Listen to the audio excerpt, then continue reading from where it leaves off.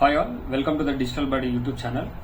So ఈ వీడియోలో నేను మీకు ఒక కంపెనీకి డిజిటల్ మార్కెటింగ్ బడ్జెట్ అనేది మనం ఎట్లా డిసైడ్ చేస్తాం అనేది నేను మీకు ఈ వీడియోలో చెప్తాను.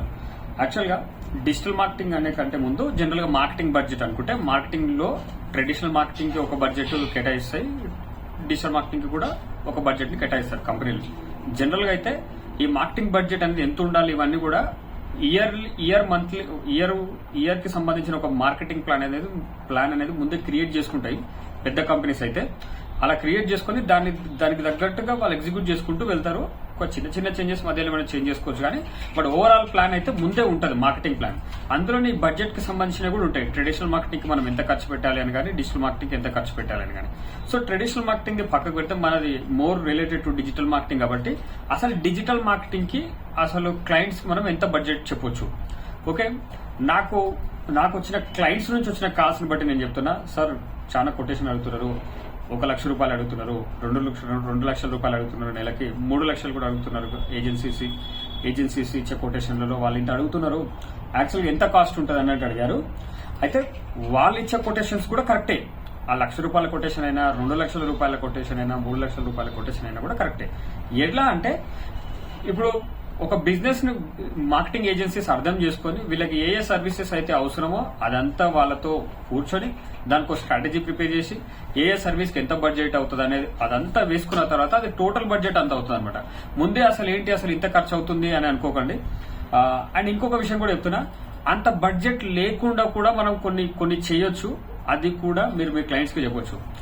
ఇప్పుడు రూల్స్ ప్రకారంగా చూసినట్లయితే మ్యాథమెటికల్ క్యాల్కులేషన్స్ ఏవైతే ఉంటాయో, అంటే ఇప్పుడు టోటల్ రెవెన్యూలో ఇంత పర్సెంటేజ్ మార్కెటింగ్ బడ్జెట్ ఇంత పెట్టాలి అని కానీ, లేకపోతే ఇవన్నీ ఫార్ములాస్ క్యాల్కులేషన్స్ కొన్ని ఉంటాయి. కానీ ఇవన్నీ కొన్ని క్లయింట్స్ కి వీటన్నిటిని మనం అప్లై చేయలేము, గుర్తుపెట్టుకోవాలి.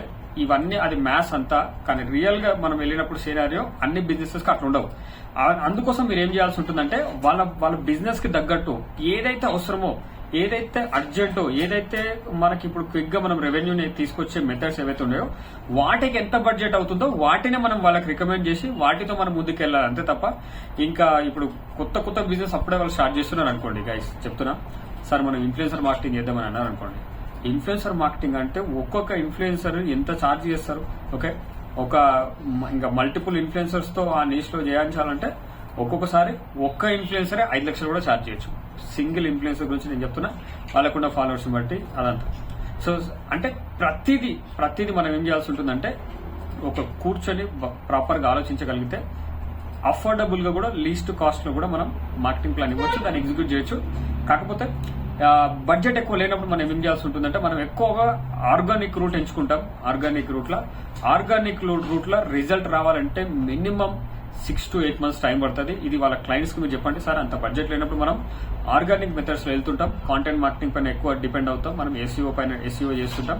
ఒకవేళ రన్ చేసిన ads mostly social media ads run చేస్తాం, లీడ్ జనరేషన్ కానీ అది కానీ అలా మనం వెళ్తుంటాం. కాబట్టి అప్పుడు అది కూడా రిజల్ట్ ఇస్తుంది, కానీ it takes time. Organic marketing best, కానీ అందరికి బెస్ట్ అని కాదు. మళ్ళీ బడ్జెట్లు ఉన్నాయంటే అన్ని టెస్ట్ చేసుకోవచ్చు. మనము ఆర్గానిక్ చేయొచ్చు, పెయిడ్ది చేయొచ్చు, ఇంకేంటి మనం ఇంకా టీవీ చేయొచ్చు. ఇంకా బాగా డబ్బులు ఉన్నాయంటే నెక్స్ట్ ఐపీఎల్ వస్తుంది కదా, ఐపీఎల్ లో కూడా మనం యాడ్స్ చేయొచ్చు అనమాట. కానీ అందరికి అలా ఉండవు కాబట్టి చెప్తున్నా, బడ్జెట్లు ఉన్న వాళ్ళతో అసలు ఈ ప్రాబ్లం ఉండదు. అంటే ఆ కంపెనీస్ కి నిజంగానే అంత రెవెన్యూస్ ఉంటాయి, అంత బడ్జెట్లు వాళ్ళు కేటాయిస్తారు కాబట్టి అది డిఫరెంట్.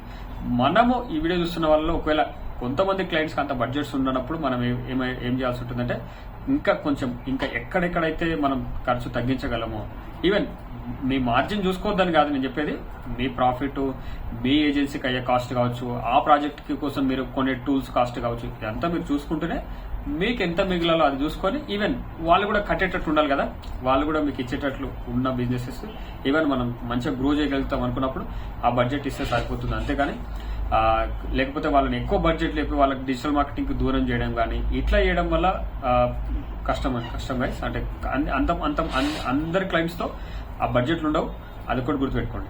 అయితే నేను మీకు ఒక పీడిఎఫ్ లింక్ ఇస్తాను, వీడియో కింద డిస్క్రిప్షన్ లో ఉంటుంది. మీరేం నాకు ఈమెయిల్ ఐడి, ఫోన్ నెంబర్ అవేం ఇవ్వాల్సిన అవసరం లేదు. కాకపోతే ఈ జస్ట్ లింక్ పైన క్లిక్ చేస్తే మీకు ఇది ఓపెన్ అవుతుంది. Adobe website. ఇది చూస్తే మీకు ఒక ఐడియా వస్తుంది. యాక్చువల్గా వీళ్ళు ప్రతి కాస్ట్ ని వీళ్ళు సెగ్రిగేట్ చేసారు. ఈవెన్ మీరు ఇది పీడిఎఫ్ ఉంది, మీకు ఒకవేళ ఎక్సెల్ షీట్ లాగా కావాలనుకున్నా సరే నేను డైరెక్ట్ అదే లింక్ ఇస్తాను, ఒక లింక్ ఇస్తాను, ఇది బ్లాగ్ లింక్. మీరు దానిపైన క్లిక్ ఇచ్చారంటే మీరు ఈవెన్ పీడిఎఫ్ గానైనా డౌన్లోడ్ చేసుకోవచ్చు, లేదా అదే ఫైల్ ఎక్సెల్ షీట్ గా కూడా ఉంది. ఎక్సెల్ షీట్ అయితే మీరు కస్టమైజ్ చేసుకోవచ్చు ఎంత బడ్జెట్స్ అనేది అంతా కూడా. సో ఇందులో ఏముందంటే మెయిన్ గా ఇప్పుడు మార్కెట్ రీసెర్చ్ అనుకోండి, మార్కెట్ రీసెర్చ్ కి ఎంత బడ్జెట్ ఖర్చు అవుతుంది.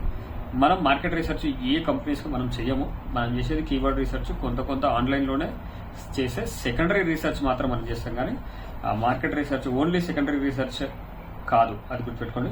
టెక్నాలజీ టూల్స్, మనకు టూల్స్ ఏమైనా ఖర్చు అవుతాయా, ఒకవేళ దాన్ని మనం ఫ్రీ వర్షన్ తో చేయగలుగుతామా, లేకపోతే ఆటోమేషన్ కాకుండా మాన్యువల్ గానే చేసుకోగలుగుతామా, అంటే కాస్ట్ అంత బడ్జెట్ లేదు కాబట్టి ఇవన్నీ మీరు రాసుకోండి. ఏదైనా క్లయింట్స్ దగ్గరికి వెళ్ళేటప్పుడు ఒక్కోసారి దానికి తగ్గట్టు కస్టమైజ్ చేయండి. అండ్ మనం కనుక సర్వీసెస్ ఇచ్చి ఆ బిజినెస్ గ్రో అయిందంటే డెఫినెట్ గా మీకు ఇచ్చే పేమెంట్ కూడా వాళ్ళు ఇంక్రీజ్ చేసే ఛాన్స్ ఉంటుంది. ఈవెన్ వాళ్ళ మార్కెటింగ్ బడ్జెట్ కూడా కొంత పెంచే ఛాన్స్ ఉంటుంది.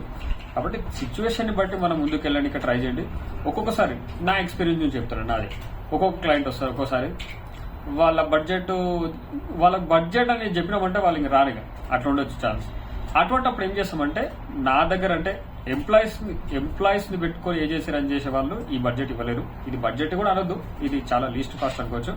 ఎవరైనా నా దగ్గర ట్రైనింగ్ చేసిన స్టూడెంట్ ఎవరైనా ఉంటే వాళ్ళని ఇచ్చి వాళ్ళతో నేను చేయిస్తా, వీళ్ళకి కొంత గైడ్ చేస్తే వీళ్ళు చేయగలుగుతారు. లీస్ట్ కాస్ట్ కంటే 10,000 రూపీస్ పర్ మంత్ కావచ్చు, 15,000 రూపీస్ పర్ మంత్ కావచ్చు, వీళ్ళు వాళ్ళకి వర్క్ చేస్తుంటారు. అట్లా అవుతుంటే ఒక్కొక్కసారి 8,000 కి కూడా వస్తుంటారు, వీళ్ళు వర్క్ చేస్తుంటారు. వీళ్ళకి 8,000 కూడా ఇట్స్ ఓకే అనమాట ఫర్ ఫ్రెషర్. ఇప్పుడు రీసెంట్ గా నేర్చుకున్నారు కదా సార్, కొత్త పర్సన్ తో ఎలా వాళ్ళకి ఇవ్వాలి వర్క్ అనేది భయం ఉండదు క్లయింట్స్. ఎందుకంటే వెనకాల నేను నుండి చూస్తుంటా, అది ఎగ్జిక్యూషన్ ప్రాపర్ గా వస్తుంటది కాబట్టి ఇబ్బంది ఏం లేదు. ఈ చిన్న ప్రాజెక్ట్స్ లో నేను కమిషన్ తీసుకొని వాళ్ళతోన, అది పెద్దదైతే తప్ప నేను తీసుకోదు. అంత పెద్ద నేను చేయను అనమాట. ఎందుకంటే అవి ఎగ్జిక్యూట్ చేయాలంటే ప్రాపర్ టీం ఉండాల్సి ఉంటుంది. ప్రాపర్ టీం అంటే ఎవ్రీ డిపార్ట్మెంట్ లో ఒకరు ఉండాలి. అట్లీస్ట్ గూగుల్ యాడ్స్కి ఒకరు, ఫేస్బుక్ యాడ్స్కి ఒకరు, ఎస్ఈఓకి ఒకరు, వెబ్సైట్కి ఒకరు, యాప్కి ఒకరు, ఎన్ని చూసుకున్నా అట్లా కాగలగాలి. అట్లా బిల్డ్ చేయాలని ఉంది మాకు. ఒకవేళ అట్లా చేసినాక అంత బడ్జెట్స్ ఇచ్చి అంత డెలివరీ కూడా చేయగలుగుతాం, రిటర్న్ ఆన్ ఇన్వెస్ట్మెంట్ అంత లేకుండానే చేయగలుగుతాం. అంటే అంత ఇస్తున్నప్పుడు ఇంకా ఎంత చేయగలుగుతాం కదా, రైట్. ఇంకా కాస్ట్ అనేది ప్రతిదీ ఉంటుంది కదా. ఇప్పుడు వాళ్ళ దగ్గర బడ్జెట్ లేనప్పుడు మనం యాడ్స్కి వెళ్ళాం. ఒకవేళ వెళ్తే ఫేస్బుక్ లీడ్ జనరేషన్ యాడ్స్ కానీ ఇన్స్టాగ్రామ్ యాడ్స్ కానీ వెళ్ళే ఛాన్స్ ఉంటుంది. అంటే తక్కువ కాస్ట్ అయ్యేది దానికో వెళ్తాం అనమాట. Google ads, Google search ads కి మనం వెళ్ళకపోవచ్చు. ఎందుకంటే తక్కువ కాస్ట్ లో అది కొన్ని ఇండస్ట్రీస్ లో మనం రన్ చేయలేము. అది ఇప్పుడు రియల్ ఎస్టేట్ కి రన్ చేయాలనుకోండి హైదరాబాద్ లో డైలీ బడ్జెట్ ఒక 7,000 అట్లా ఉండాలి. అదంతా మినిమం గూగుల్ రికమెండ్ చేసేది అంతా. ఎందుకంటే అంత రెవెన్యూ కూడా వస్తుంది వాళ్ళకు కన్వర్షన్ అయినప్పుడు. కాబట్టి దే నో అనమాట ప్రతి గూగుల్ దగ్గర ప్రతి ఇండస్ట్రీకి సంబంధించిన కాస్ట్ పర్ అక్విజిషన్ కానీ, కాస్ట్ పర్ లీడ్ కానీ ఇవన్నీ వాళ్ళకి తెలుసు. సో దే నో వాళ్ళకి ఎంత ఛార్జ్ చేయాలో ఇండస్ట్రీని బట్టే వాళ్ళు ఛార్జ్ చేస్తారు. కాస్ట్ పర్ క్లిక్ కూడా దానికి తగ్గట్టు ఉంటుంది. కంటెంట్ క్రియేషన్ ఏదైతే ఉందో, కంటెంట్ క్రియేట్ చేయాలన్నప్పుడు ఏంటి, ఇప్పుడు కంటెంట్ రైటర్కి కొంత ఖర్చు అవుతుంది. వాళ్ళ దగ్గర బడ్జెట్ లేదనుకోండి, వీళ్ళు go with the AI content chat GPT నుంచి. ఇక అంతే, దాంతోనే ముందుకెళ్తాం సార్. ర్యాంక్ అవుతా లేదా అనేది తర్వాత. లేదు సార్ మాకు ఎస్ఈఓ కూడా కావాలన్నప్పుడు దట్స్ ఓకే. కంటెంట్ రైటింగ్ మనం రైటర్తో చేస్తేనే బెటర్, చాట్ జీపీటీ కాకుండా. సో ఇవన్నీ మనము ప్రతిదీ క్యాల్కులేట్ చేసుకుని బెటర్గా కస్టమైజ్డ్ ప్లాన్ ఇచ్చి దానికి తగ్గట్టు మనం ముందుకెళ్తే మనము బెనిఫిట్ ఉంటాం, క్లయింట్ కూడా బెనిఫిట్ ఉంటాడు, మీరిద్దరు కలిసి గ్రో అవ్వడానికి ఛాన్స్ ఉంటుంది. అంతే తప్ప ఎక్కువ బడ్జెట్లు అయితే ఇవ్వకండి. అంటే నేను ఇవ్వడం తప్ప అని నేనేం చెప్పలేదు వీడియో స్టార్టింగ్ లో కూడా. దానికి తగ్గట్టే ఉంటుంది అనమాట. దానికి తగ్గట్టే ఎక్స్పర్ట్స్ వర్క్ చేస్తారు, దానికి తగ్గట్టే రిజల్ట్స్ కూడా ఉంటాయి. కాబట్టి అంత బడ్జెట్ లేని వాళ్ళ కోసం నేను వీడియో చేసిన. ఒకవేళ ఆ క్లయింట్స్ కి సార్ మనం ఎట్లా హ్యాండిల్ చేయొచ్చు అనేది ఎట్లా హ్యాండిల్ చేయొచ్చు అనేది. So hope you like this video. So ఇట్లనే వీడియోస్ కొన్ని ఎక్కువ చేయాలనే ఉద్దేశంతోనే సపరేట్ సెటప్ ని నేను ఇంకొక స్టూడియో సెటప్ లాగా, ఇది సెటప్ 2 అనుకోవచ్చు. దీన్ని రెడీ చేసుకుని నేను వితౌట్ అంటే ఓన్లీ సింగిల్ పర్సన్ గా నేనే వీడియో షూట్ చేసి అప్లోడ్ చేయడానికి క్రియేట్ చేసుకున్నాను. ఇవి మోస్ట్లీ రా వీడియోస్ లాగానే మీకు వస్తాయి. సో మీరు భరించండి, అక్కడక్కడ తడబడినా సరే. ప్రారంభంలో నేను ఎక్కువ చేసిన వీడియోలు ఇవే అనమాట, కొన్ని ఫస్ట్ 200-300 వీడియోస్. దాని తర్వాతనే ఎడిటింగ్ ఇదంతా సెటప్ వచ్చింది. Thank you so much for watching this video. మరలా మనం నెక్స్ట్ వీడియోలో కలుసుకుందాం.